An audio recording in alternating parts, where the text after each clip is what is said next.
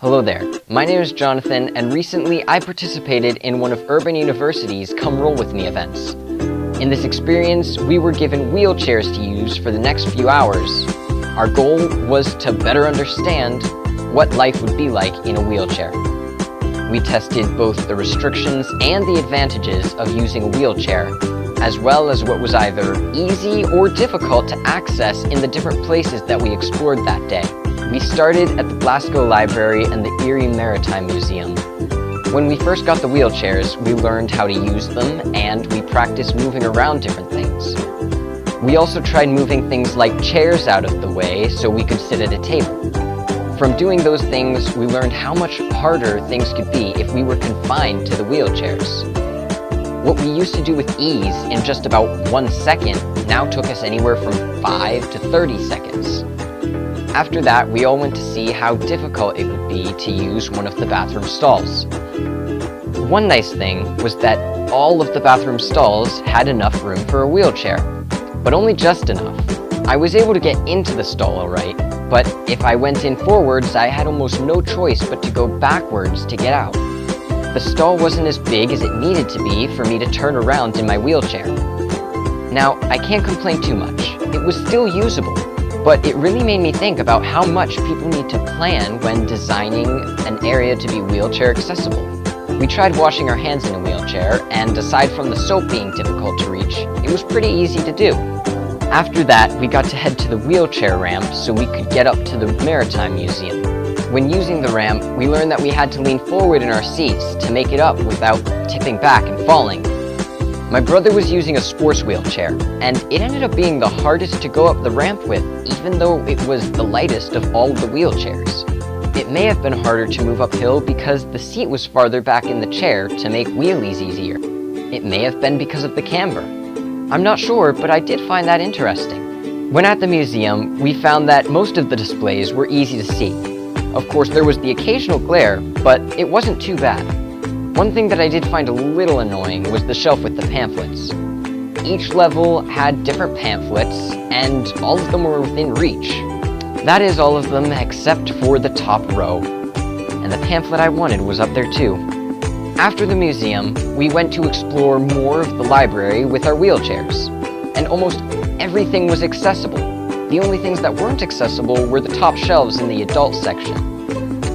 A few minutes after we moved to the library, Miss Tracy Witherspoon arrived and was ready to share her experience in a wheelchair with us. She told us the story of how she ended up in a wheelchair, how she does things differently now, and what we can do to help people who have to use wheelchairs feel more accepted. When we left the library and rolled over to our cars, we had to use one of the wheelchair-accessible sidewalk ramps. The only problem was, it wasn't accessible with a wheelchair. We all tried to get up the little ramp, but there was a ridge that was about 1 inch above the pavement. There was some soft sediment just before the ridge, must have been left behind from weathering, and that didn't help either. I nearly fell when attempting to get up the ramp, and I most likely would have fallen if I wasn't able to catch myself with my legs. That just goes to show that things don't only need to be designed to be wheelchair accessible, but they need to be kept wheelchair accessible. However, we did think of some ways to get past that area. Someone in a wheelchair could get up the ledge by doing a wheelie, which I could not do. But I could overcome that obstacle by thinking outside the box. I was able to get over the ridge by rolling backwards. My back wheels were big enough to go right over the bump and up the ramp. The others went around the parking lot and they made it to the cars first, even though taking the sidewalk ramp was a much shorter distance.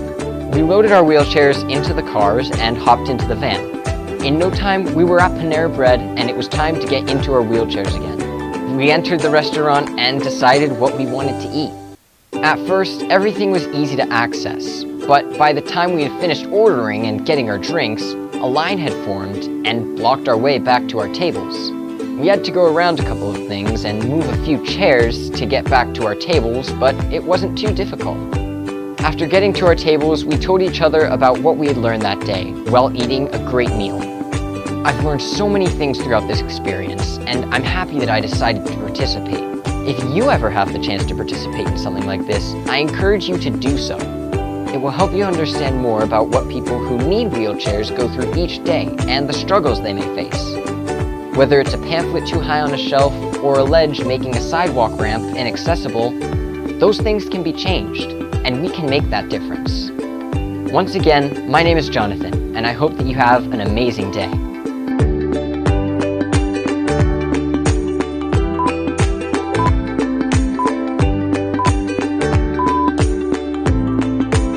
When using the ramp, we learned that we had to lean forward in our seats. I don't know what I'm doing. When at the museum, we found that I can't finish my sentence. One thing that I did find a little annoying was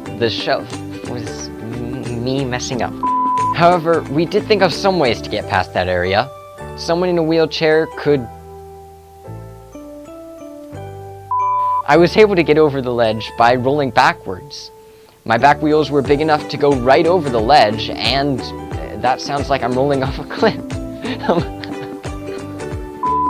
At first, I thought I would do this faster, but now I'm having second thoughts. I've learned so many things throughout this experience, and I forgot.